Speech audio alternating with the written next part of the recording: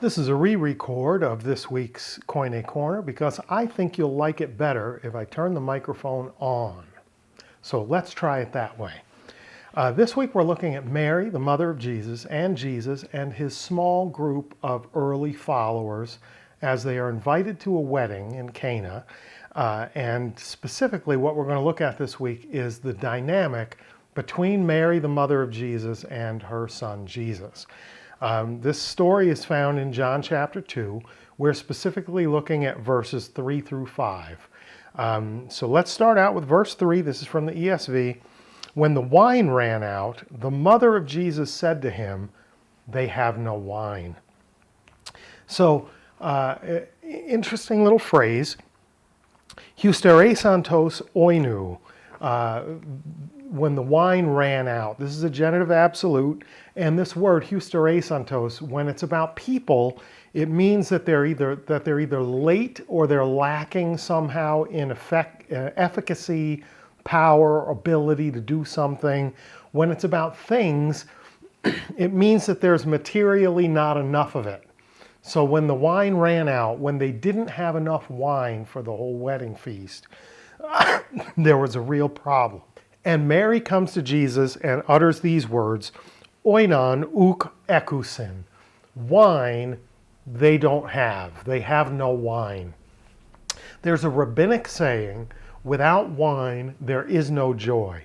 So you or I not having wine is not a big deal. At least it isn't for me. But at a wedding, running out of wine is kind of like a tragedy. So here's this joyous event, and it's overshadowed. The cloud hanging over this new couple is the lack of wine. Without wine, there is no joy. So the mother of Jesus comes to him and says, look at this very sad situation. This young couple starting out, they have no wine. And Jesus responds with first a question and then a statement. Let's dive right in Koine and look at the question that he asks his mom. Ti emu kai soi gunai? What is that to me and to you, woman? We'll start at the end with woman because in English, this sounds harsh. To refer to your mother as woman seems somehow distant, cold, detached, etc. in English. But in Semitic thought, this is not an act of disrespect. He's not being mean to her. He's not trying to put her off. This is just a way to refer to a grown woman. So interestingly enough, gunai here is in the vocative case. The vocative is the case for calling, right? If I said, hey, John, I would use the vocative to call John. And so that's all it is here. He's not doing anything mean. Let's get to the question that he asks her. Ti emoi kai soi. Ti, what, emoi, to me, kai, and, soi, to you. What is that to me and to you, woman? So what is he referring to? He's referring to what she just told him. They have no wine. What is that issue to me and to you, woman? It's pretty interesting. The ESV, the reason I didn't put up the ESV like I usually do for you to read in English, is the ESV translates this question this way. Woman, what does this have to do with me? It leaves Mary out of it altogether. Why did they do that? Because this question is a tricky little piece of grammar. It's kind of unusual. This is what's called, so emoi and soi are both in the dative case. And this is what's called a dative of possession. But wait, Ken, that can't be right. Possession is expressed in the genitive case. And you're correct. Most of the time, possession is expressed using the genitive case. But the dative of possession is this interesting little thing when the subject of the previous verb is now the thing being possessed. And so that's usually not a physical object. It's not a material thing. It's usually a thought, a concept, an idea, a circumstance, a situation. So What is the circumstance? What is the situation? They have no wine. What does Jesus say to his mother using this dative of possession? What is that, their lack of wine? How is their lack of wine a possession of me and you, woman? How is that our problem? Why do we have ownership, possession of their lack of wine? We're just guests at this wedding. We're not putting the wedding on.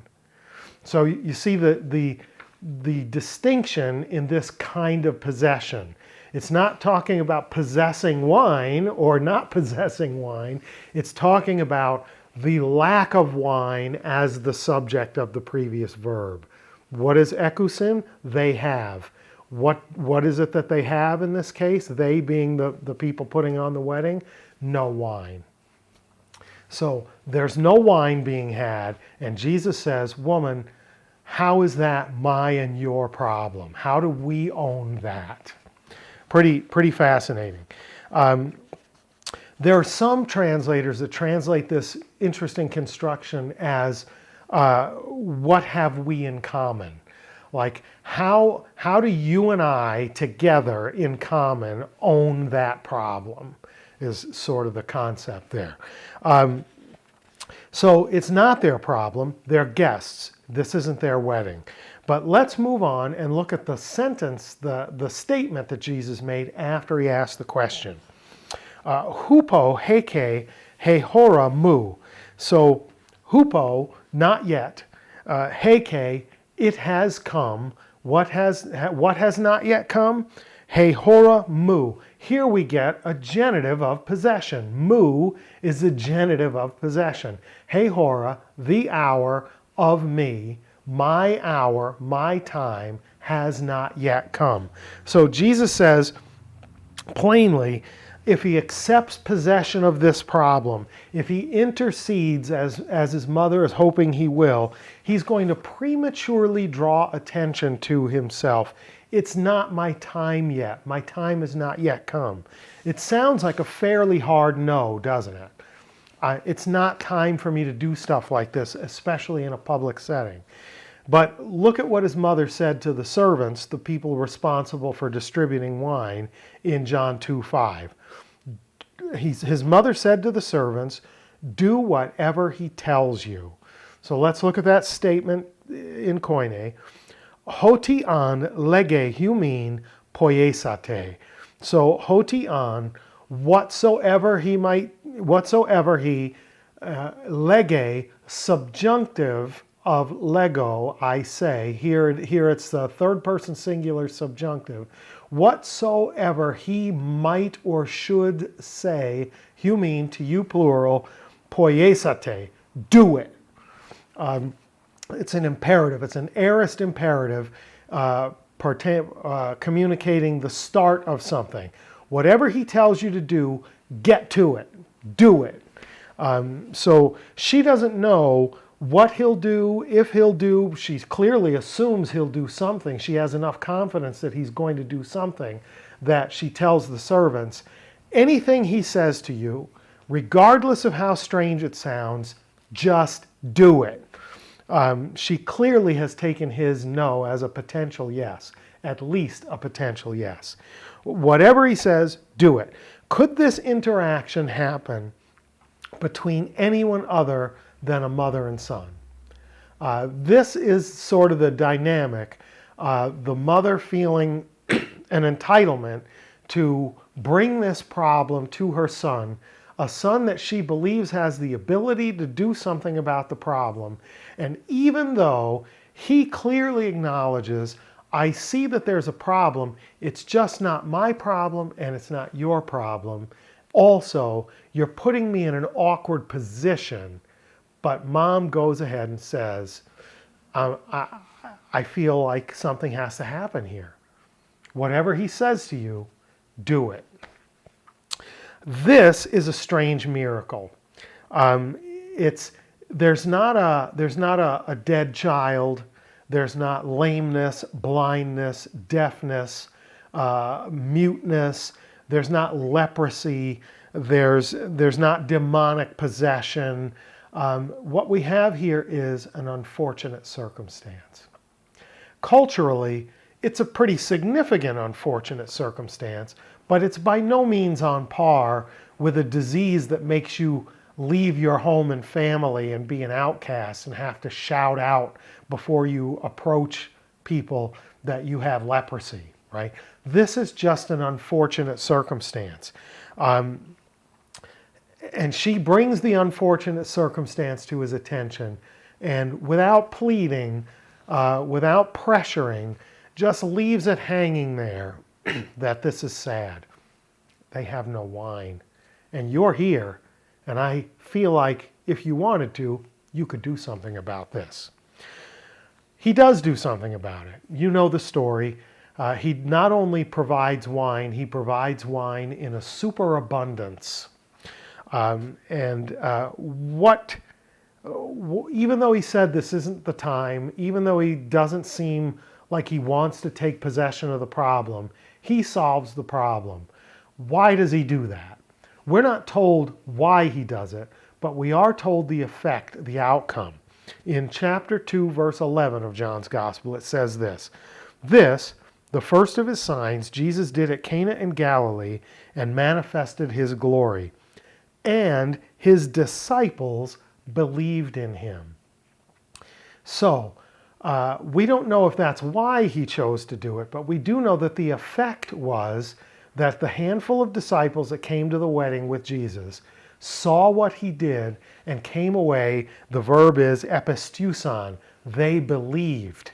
They didn't believe that they were following a moral teacher or a good rabbi or a learned person. They came away and said, wow, we saw this guy do something that hasn't been seen in Israel in millennia. This is incredible what has happened. This is a God-sized miracle, dipping wine out of containers full of water. Pretty spectacular. Go back, go to John chapter 2, read the whole wedding story, read the wine miracle, see what the disciples saw, and wrestle with the dynamic of mother and son when a problem arises that's not really their problem, when it's not the tragedy on par with blindness, lameness, or leprosy, or Jairus' daughter who has died, but is really just kind of an unfortunate circumstance. What does this have to do with you and me? How is this my and your problem, woman? Hey, whatever he says, whatever he might say, do it. Pretty great story. Hope that was good for you. Like, share, subscribe, hit the notify bell so that you'll know when there's new content. And until next time, Kars Kairene Humin, grace and peace to you. And next time, hopefully, I'll turn on the microphone the first time.